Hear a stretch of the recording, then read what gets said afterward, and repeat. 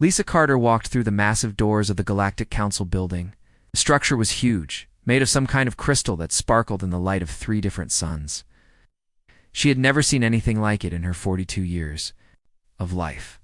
This was her first time on an alien world, and everything felt strange and wonderful at the same time. The air smelled different here. It was clean, but had a metallic taste that made her tongue feel weird. The gravity was lighter than Earth's, so each step felt like she was bouncing slightly. Lisa tried to walk normally, but she knew she probably looked clumsy to anyone watching. Other beings moved around her as she walked down the long hallway. Some looked almost human but had blue skin and extra arms. Others were tall and thin with silver hair that seemed to glow. A few creatures floated in the air, their bodies made of what looked like colored light. Lisa had studied pictures of these alien races for months, but seeing them in person was completely different. She wore her best diplomatic uniform. It was a dark blue suit with gold buttons that represented Earth. On her chest was a small pin with the symbol of humanity, a simple circle with a star in the middle. It looked plain compared to the elaborate decorations the other aliens wore, but Lisa was proud of it. An alien guide approached her. This one looked like a large insect standing on 2 legs. Its voice came from a device around its neck, translating its clicks and buzzes into English. "Ambassador Carter," the insect said, "the council is ready for you." Lisa nodded and followed the guide into the main chamber. The room was enormous, with a domed ceiling that showed the stars outside. 12 different groups of aliens sat in a circle, each group representing a different species. In the center was a raised platform where Lisa would have to stand and speak. As she walked to the platform, Lisa could feel hundreds of eyes watching her. Some of the aliens whispered to each other, others just stared. She knew what they were, thinking humans were new to this part of the galaxy. And everyone wanted to see what these newcomers were like. General Crickstall stood up from his seat. He was a Valorian, one of the most powerful species in the council. His skin was covered in green and gold scales, and he was nearly 8 feet tall. His muscles bulged under his military uniform, and his yellow eyes looked down at Lisa like she was a small child. "Welcome, human," Crickstall said in a deep voice that echoed through the chamber. "We have heard much about your species. You come from a small world, far from the center of our galaxy. People are young and have much to learn about the dangers of space." Lisa stood straight and spoke clearly. "Thank you, General Crickstall. Humanity is honored to be invited to join the Galactic Council. We hope to learn from the wisdom of older civilizations." Several aliens nodded approvingly at her words. They seemed to like that she was being humble and respectful. Crickstall smiled, showing teeth that were sharp like a shark's. "Your people are wise to seek our protection. Space is dangerous for young species. There are pirates, raiders, and worse things in the dark between stars. Many new civilizations do not survive their first 100 years in space. We understand the risks," Lisa replied. "That's why we're grateful for this opportunity." Another alien stood up. This one was tall and thin, with pale skin and large black eyes. She was a luminal, one of the energy-based species that could change between solid and light forms. "Tell us about your military," the luminal said. "What ships do you have? What weapons? How many soldiers?" Lisa had prepared for this question. "We have about 200 ships in our space fleet. Most are used for trading and exploring. We have some patrol ships to protect our trade routes, but nothing like the great warships of the council members." The aliens looked at each other and seemed satisfied with this answer. 200 ships was nothing compared to the thousands that each council member controlled. "And your weapons?" asked another alien. This one looked like a giant spider with too many legs and eyes that glowed red. "Basic plasma cannons and missile systems," Lisa said. "We're still learning how to make the advanced weapons that council members use." More nodding from the aliens. They clearly thought humans were primitive and weak. General Crickstall stood up again and walked closer to the platform. "The Valorian Empire offers humanity a place under our protection. We will keep your world safe from raiders and pirates. In return, your people will provide food and raw materials to help supply our fleets." "What kind of food and materials?" Lisa asked. "Your world grows many crops that taste good to different species," Crickstall explained. "You also need workers. to mine asteroids and build stations in space. It is honest work, and you will be well protected. Lisa looked around the chamber. Every alien was watching her, waiting for her answer. She could see in their faces that they expected her to accept immediately. After all, what choice did a weak species like humanity have? "This is a generous offer," Lisa said slowly. "But I need to discuss it with my government before I can give an answer." Of course, Krikstal said, "Take your time, but remember the galaxy is dangerous for those without strong friends." The meeting continued for another hour. Other council members asked questions about human culture, technology, and resources. Lisa answered honestly, but carefully, always making humanity sound grateful and slightly helpless. When the meeting ended, Lisa walked back through the crystal hallways to her ship. The other aliens she passed seemed friendlier now. Some even nodded to her in greeting. They thought they understood what humans were, another weak species that would become a client of the council. Providing labor and resources in exchange for protection, Captain Jake Morrison was waiting for her when she reached the human ship. He was a tall man with gray hair and serious eyes. He'd been a military officer for 20 years before becoming a diplomat. "How did it go?" Jake asked. "Exactly as expected," Lisa replied. "They think we're weak and helpless. They want to make us into farmers and miners, and you let them think that." Lisa smiled. "Of course. Let them believe humans are just another scared species looking for protection. It will make things much easier when the time comes." Jake nodded. He understood the plan. For now, humanity would play the role of the grateful, weak newcomer. The council would never suspect that the humans had been studying them for years, learning their weaknesses, and preparing for the day when the truth would be revealed. "Send the coded message to Admiral Collins," Lisa said. "Tell him the council has taken the bait. Phase 2 can begin." As their ship left the crystal planet, Lisa looked back at the council building. The aliens inside thought they had just gained another servant species. They had no idea that they had just made the biggest mistake in galactic history. Humanity's greatest strength had always been letting enemies underestimate them. And the Galactic Council had just fallen for the oldest trick in the human playbook. 6 months had passed since humanity joined the Galactic Council's protection program. On the surface, everything looked exactly as the alien species expected. Human colonies were working hard, sending food and materials to their alien protectors, just like good client species should.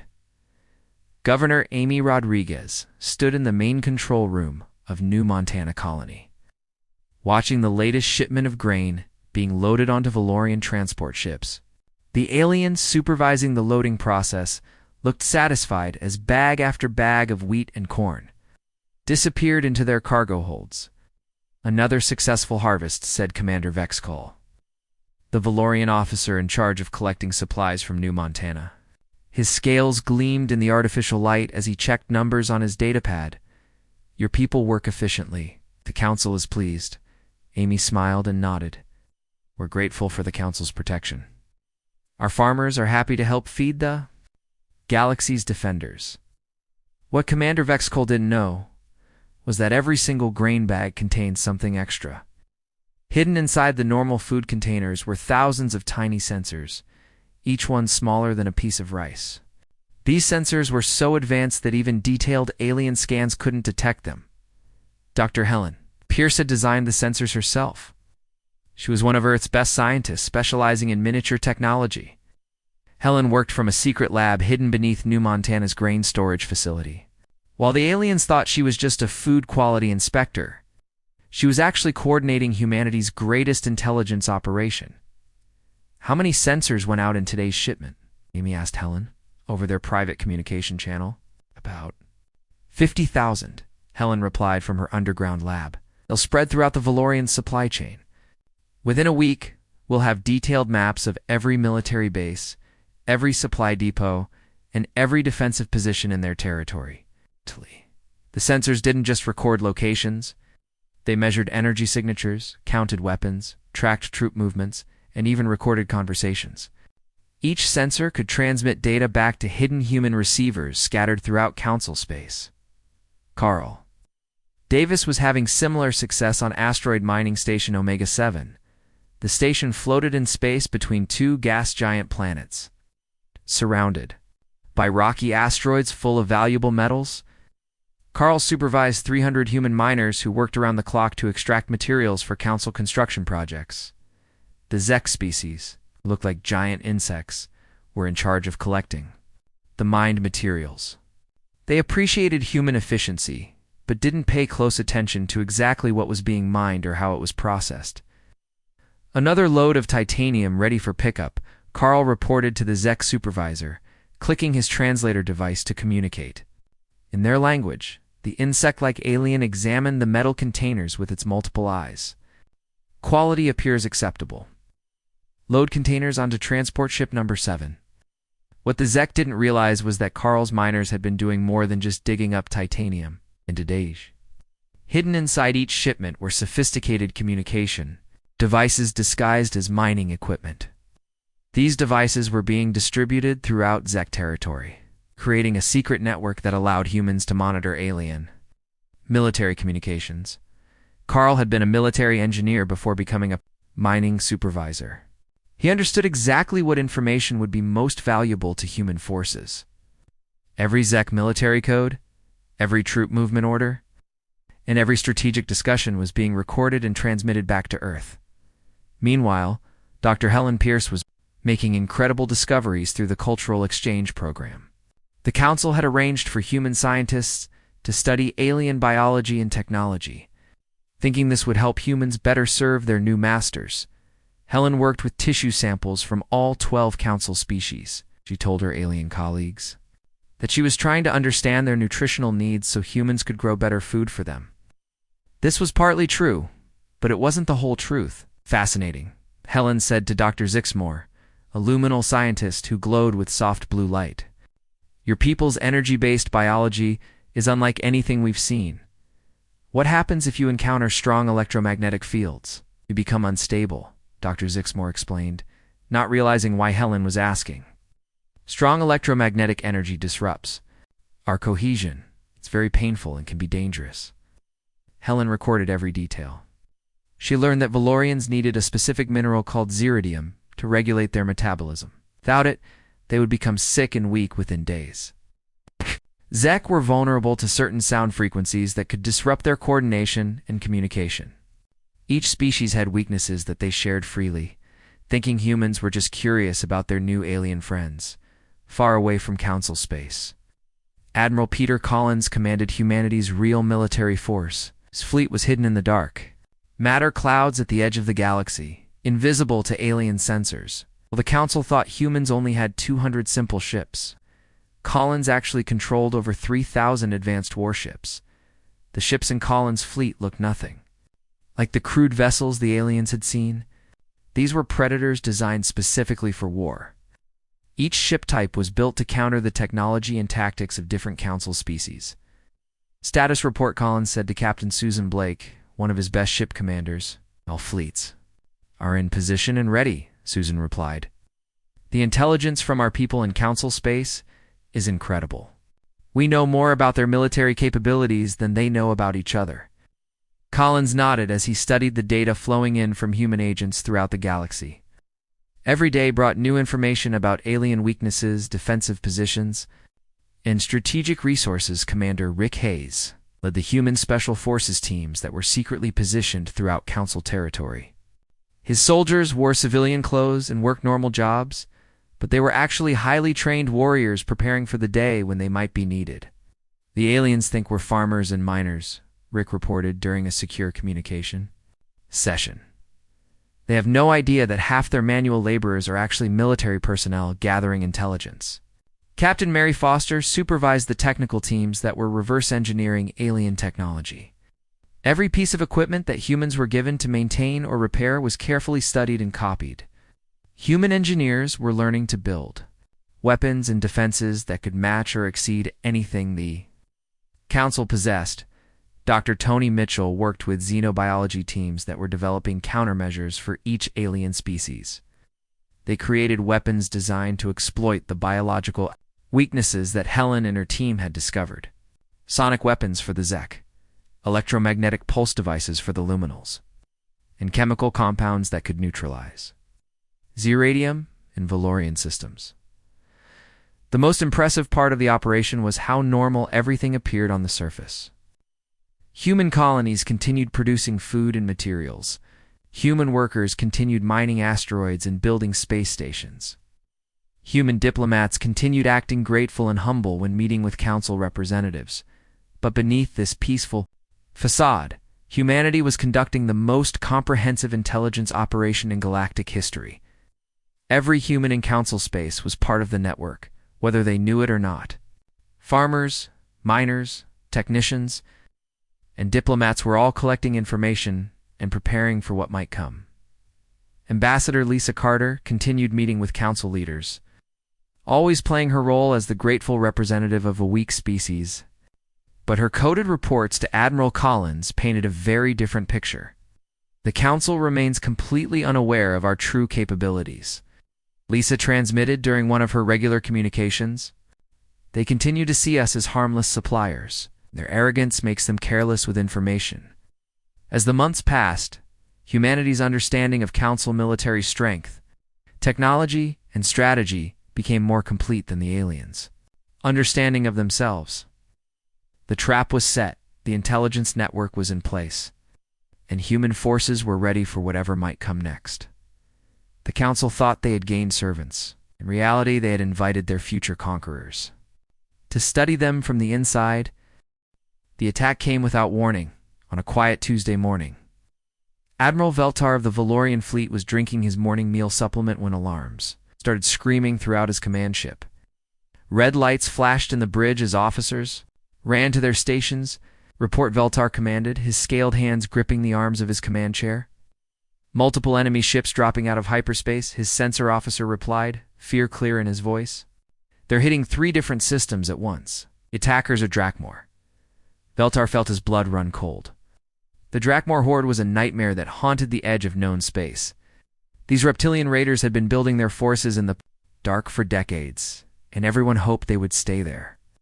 Their ships were black and angular, designed to look like flying predators. Their crews were warriors who lived only for battle and conquest. How many ships?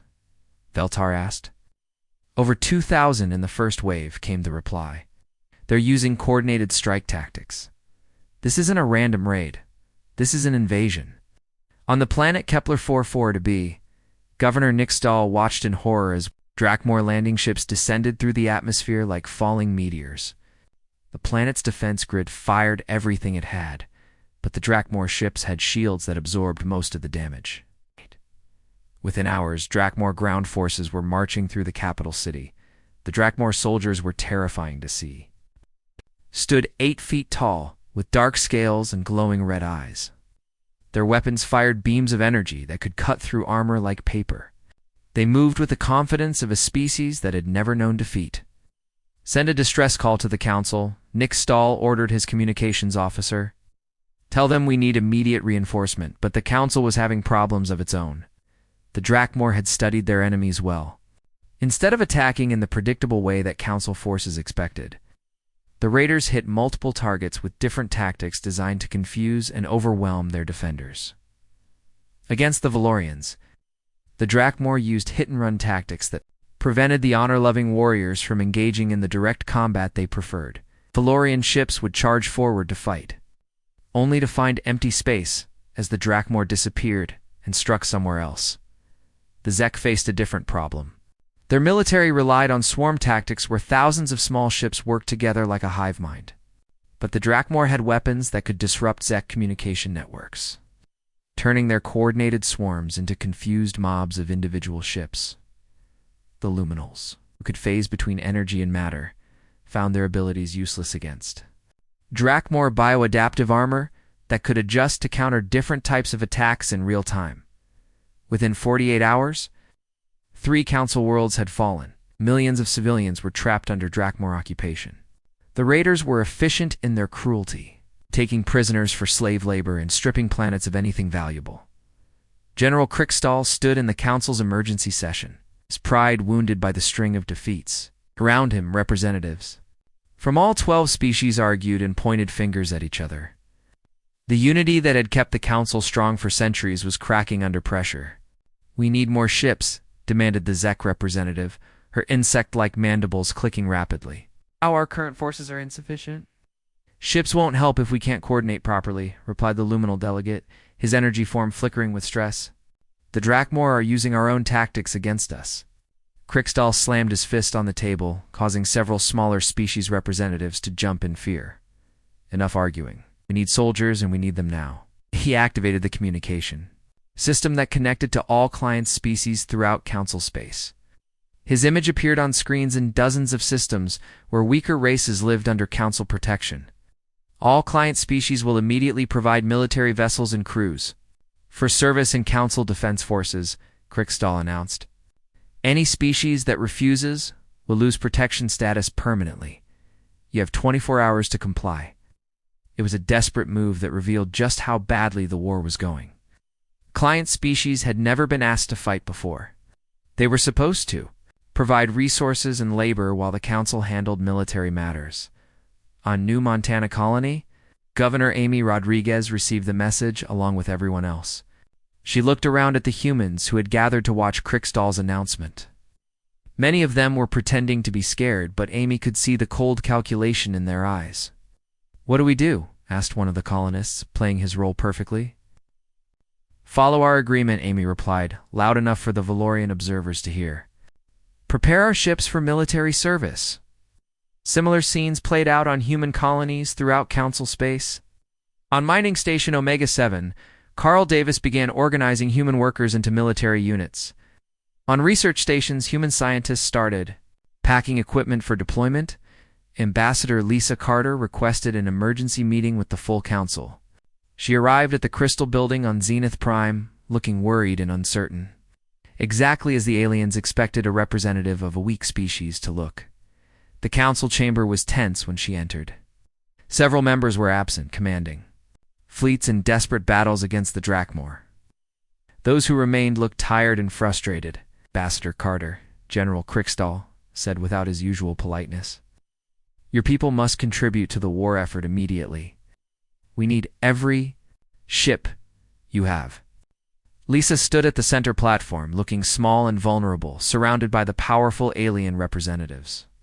She appeared to struggle with her words, as if the situation was overwhelming her. "General Kriksdal," she began slowly, "my government has sent me with a message regarding our military contribution." "Speak quickly," Kriksdal demanded. "We don't have time for long speeches." Lisa nodded and took a deep breath. When she spoke again, her voice was different. The uncertainty was gone, replaced by something cold and precise. "The Galactic Council assumed humans feared war," she said clearly. "You were wrong. We don't fear war. We are war." Act! The chamber fell silent. Several alien representatives looked confused, as if they hadn't heard her correctly. General Kriksdal stared at her with his yellow eyes, trying to understand what had just changed. "What did you say?" he asked slowly. Lisa smiled, but it wasn't the grateful, humble expression the aliens were used to seeing.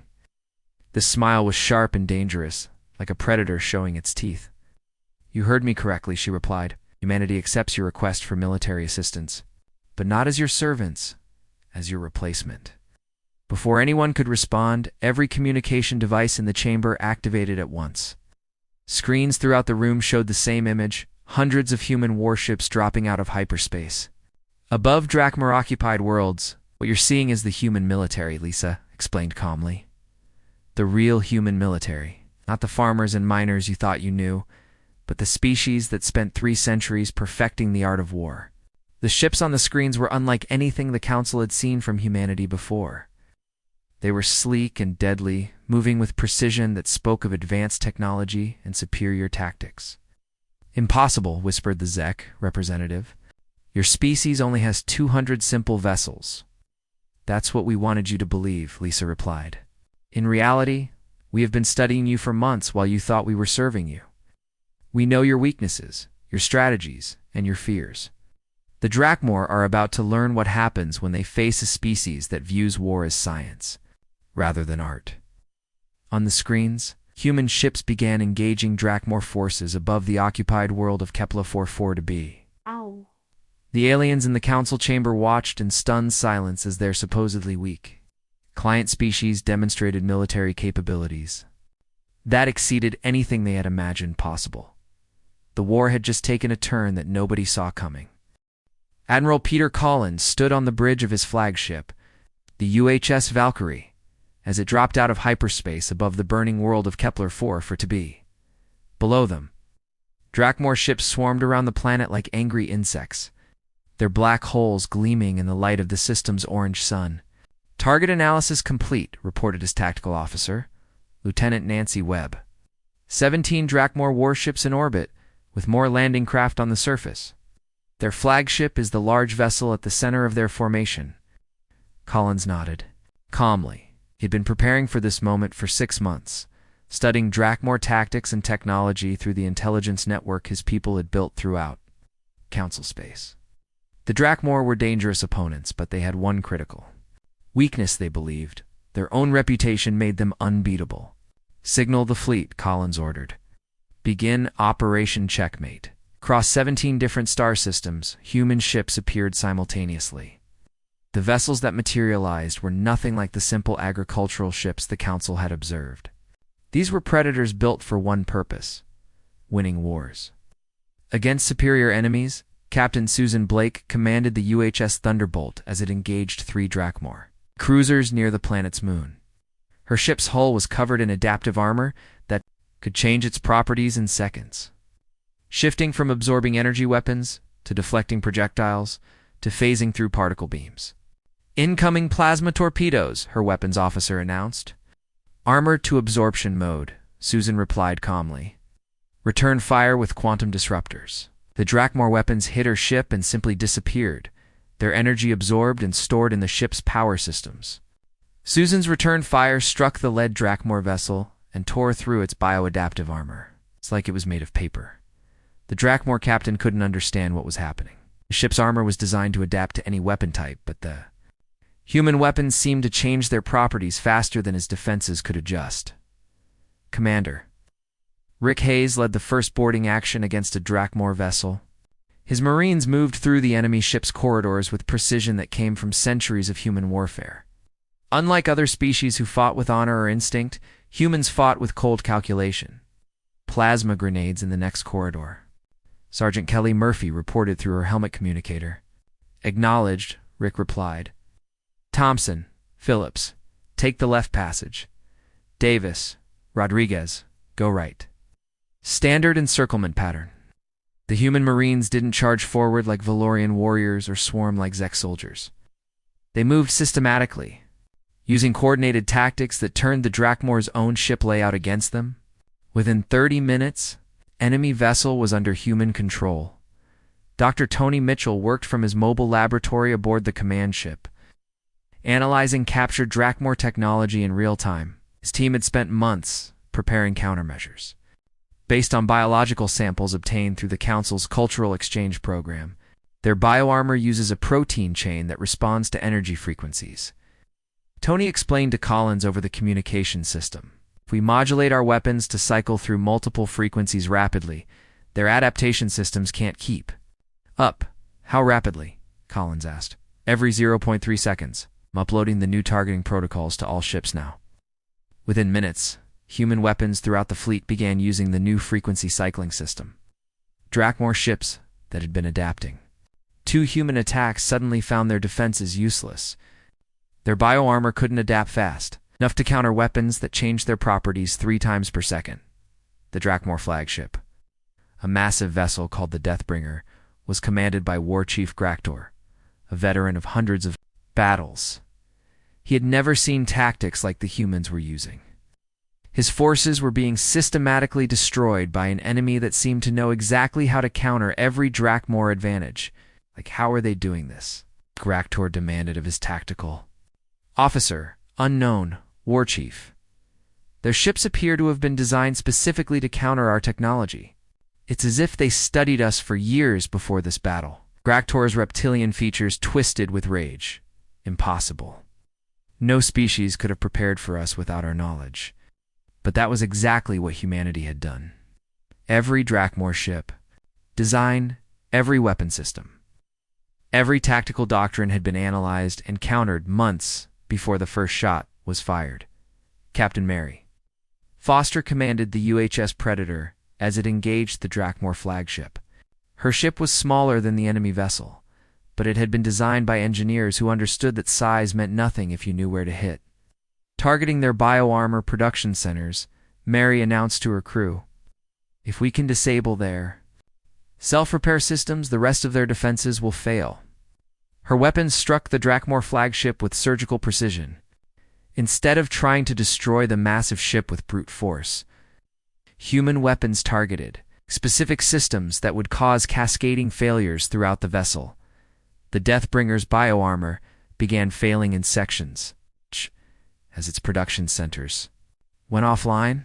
Systems that had regenerated from damage for centuries suddenly couldn't repair themselves. The mighty flagship started coming apart under focused human fire. On the surface of Kepler 442b, human ground forces were demonstrating why they were considered the galaxy's most effective soldiers. Colonel Jane Martinez led the liberation of the planet's capital city with tactics that the Drakmor had never encountered. "The enemy is using their standard occupation formation," Jane reported to her battalion commanders.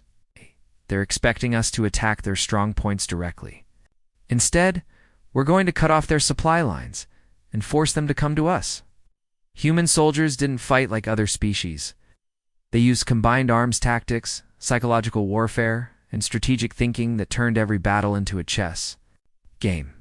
The Drakmor, who relied on superior technology and brutal force, found themselves outmaneuvered at every turn. Within 6 hours of the first human ship appearing, the Drakmor forces above Kepler 442b were in full retreat. War Chief Graktor, his flagship crippled and his fleet shattered, could only watch as human ships pursued his surviving vessels with methodical precision. "Send a message to the Horde Council," Graktor ordered his communications officer. "Tell them we have encountered a new enemy. These humans are not like other species. They fight like machines, but think like predators." The message that reached the main Drakmor fleet was simple but terrifying. The unstoppable horde had been stopped. Throughout Council space, alien observers watched the human military demonstration with growing amazement and fear. Species that had dominated the galaxy for thousands of years were seeing tactics and technology that exceeded their own capabilities. On the Valorian homeworld, General Krikstal stared at tactical displays showing human ships systematically dismantling Drakmor forces. His military advisors whispered among themselves, trying to understand how a species they had dismissed as farmers could possess such devastating military power. "Run analysis on human combat effectiveness," Krikstal ordered. The results came back. Within minutes, human forces were achieving victory ratios that seemed impossible. They were destroying Drakmor ships at a rate of 10-1 while taking minimal casualties themselves. The Zek military command was equally stunned. Their insect-like analysts had always prided themselves on understanding warfare, but human tactics were beyond their comprehension. Humans didn't just fight harder than other species, they fought smarter, Dr. Helen Pierce, still maintaining her cover as a food inspector on New Montana, received reports from human forces throughout the galaxy. Every engagement was going according to plan. The Drakmor, who had seemed unstoppable just days before, were being systematically destroyed by human military science. Phase 4 complete, Helen reported to Admiral Collins through their secure communication network. Requesting terms of surrender, Collins smiled grimly. "Denied. We don't take surrender from species that enslave civilians. Continue the operation until they're no longer a threat to anyone." The message was clear. Humanity didn't fight wars for territory or glory. They fought wars to solve problems permanently. The Drakmor horde, which had terrorized the galaxy for generations, was about to become a memory. By the end of the week, the last Drakmor ship had been destroyed or captured. The survivors who escaped to dark space carried tales of a species that didn't just win wars, they perfected them. Humanity had demonstrated that 3 centuries of constant warfare had produced something the galaxy had never seen before. Military force that treated war as applied science. The Council's greatest shock wasn't that. Humanity had hidden their true strength. It was that they had used the Council's own protection program to study and prepare to defeat every species in the galaxy, including their supposed protectors. The Council chamber had never been so quiet. Ambassador Lisa Carter stood at the center platform. But this time, she wasn't the humble representative of a weak species seeking protection. She was the voice of the galaxy's newest and most powerful military force. John Crickstall sat in his chair like a statue.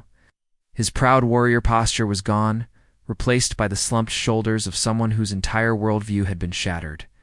Around the chamber, representatives from 12 different species stared at the human ambassador with a mixture of fear, respect, and confusion. The Drakmor horde no longer exists as a military threat, Lisa announced calmly. Our forces have eliminated their ability to harm civilian populations. The survivors have been scattered to the far edge of dark space with damaged ships and no means of regrouping. The luminal representative, her energy form flickering nervously, spoke first.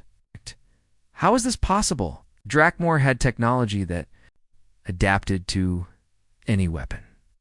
They defeated our combined fleets in days. Lisa smiled, but it wasn't the cruel expression she had shown during her revelation. This was the patient smile of a teacher explaining something obvious to a slow student. The Drakmor's adaptation technology was impressive, she said, but it had one critical flaw. It could only adapt to weapons it had encountered before. Human weapons don't just change frequency or power, they change the fundamental laws of physics they operate under. She activated a holographic display that showed recordings from the recent battles. Council members watched in fascination as human weapons seemed to shift between energy beams, projectiles, gravitational distortions, and forms of attack they couldn't even identify. For 3 centuries, humans fought wars where survival depended on constant innovation, Lisa continued. Every weapon we built had to be better than the last one, because our enemies were always learning. Oh. The Drakmor fought the same way for thousands of years. They never learned to fight an enemy that reinvents warfare every generation. Dr. Zixmore, the luminal scientist, who had unknowingly taught Helen Pierce about his species' weaknesses, raised a glowing appendage. But your people seem so primitive. Your ships, your weapons, your technology, everything we observed was centuries behind our level. Because that's what we wanted you to observe, Lisa replied. While you were studying our decoy vessels, our real fleet was analyzing your technology, your tactics, and your psychology. We learned more about you in 6 months than you learned about us in centuries. Admiral Peter Collins entered the chamber at that moment. His uniform was simple compared to the elaborate military decorations worn by council officers, but there was something about his presence that made even the largest aliens shift uncomfortably in their seats. Admiral Collins commands humanity's actual military forces, Lisa explained. Admiral, please tell the Council what we discovered during our observation period. Collins stepped forward and activated his own holographic display. Images of Council. Military installations, ship designs, and tactical manuals filled the air above the chamber. Every Council species fights according to predictable patterns based on your cultural values, Collins said in a matter-of-fact tone. Valorians seek honor in direct combat, making them vulnerable to indirect tactics. Zek use swarm coordination, which fails when communication is disrupted. Luminals rely on energy manipulation, which becomes useless in electromagnetic fields. General? Crickstall finally found his voice. You studied us like laboratory specimens, as Collins replied without apology. That's what humans do when we encounter potential threats. We study, we learn, and we prepare. It's how we survived 3 centuries of wars that should have destroyed us. The chamber erupted in angry voices as council members realized the full scope of humanity's deception. Some demanded explanations, others threatened retaliation, and a few simply sat in stunned silence. Lisa raised her hand for quiet. The council has a choice to make. You can accept humanity's offer of partnership, or you can try to fight us. But before you decide, let me show you something else. The holographic display changed to show star charts of the entire galaxy. Hundreds of red dots appeared throughout council space, each one marking a human installation or asset. Every mining station, every agricultural colony, Every research facility you thought belonged to weak human civilians actually contains military personnel and equipment, Lisa explained. We have forces positioned throughout your territory. We know the location of every military base, every supply depot, and every defensive position you possess. The implications hit the council members like a physical blow. Humanity hadn't just hidden their strength, they had placed themselves in position to cripple the entire council infrastructure within hours if necessary, Captain. Susan Blake appeared on a communication screen from her ship in orbit above the council homeworld. We also have complete tactical data on every council military vessel and defensive system, she reported. Our analysis indicates that human forces could achieve total victory within 72 hours. If conflict became necessary, the Zek representative's mandibles clicked rapidly with stress. This is impossible. No species could infiltrate our systems. So completely without detection, most species couldn't. Admiral Collins agreed. But humans specialize in making the impossible look routine. We've been doing it for centuries. Commander Rick Hayes entered the chamber next, still wearing the simple work clothes of a mining station supervisor. Several council members recognized him as one of the humans who had been working on their installations for months. Commander Hayes led our intelligence operation, Lisa explained. Rick, tell them what you learned about council military readiness. Rick stepped forward with the confidence of a soldier reporting to his superior. Council forces are individually powerful, but poorly coordinated. Each species fights according to their own doctrine without considering how to integrate with allies. Your communication systems are secure against outside threats, but vulnerable to infiltration from within. Most critically, your military leadership has become complacent after centuries of unchallenged dominance. General Crickstall stood up slowly, his massive frame towering over the humans, but somehow seeming smaller than before. What do you want? From us? Lisa looked around the chamber, meeting the eyes of each council representative before answering. Complete military cooperation in exchange for human strategic oversight of galactic defense. No species loses sovereignty over their own worlds, but all acknowledge that human military doctrine represents the galaxy's best protection against external threats. And if we refuse? Asked the Valorian general. Admiral Collins answered that question. Then you'll face the same fate as the Drakmor. Humanity doesn't negotiate with threats to galactic stability. The council members looked at each other, having whispered conversations in their native languages. They all understood the situation. Humanity had demonstrated the ability to destroy forces that the council couldn't handle. More importantly, they had proven that they could infiltrate and study any enemy without detection. Dr. Zixmore spoke for the Luminals. Your terms are acceptable. We agreed to military cooperation under human strategic command. One by one, the other species representatives gave their consent. They had no real choice. Fighting humanity would mean facing an enemy that knew all their secrets while keeping their own capabilities hidden. General Crickstall was the last to speak. The Valorian Empire accepts your terms, he said quietly. But I have one question. How long have you been planning this? Lisa smiled. Since the day we received your invitation to join the council, humanity learned long ago that the best time to prepare for war is when everyone thinks you want peace. Captain Jake Morrison appeared on a communication screen from the human diplomatic vessel. Our government has approved the formation of the Galactic Defense Initiative, he announced. Human military advisors will be assigned to work with each council species to improve coordination and effectiveness.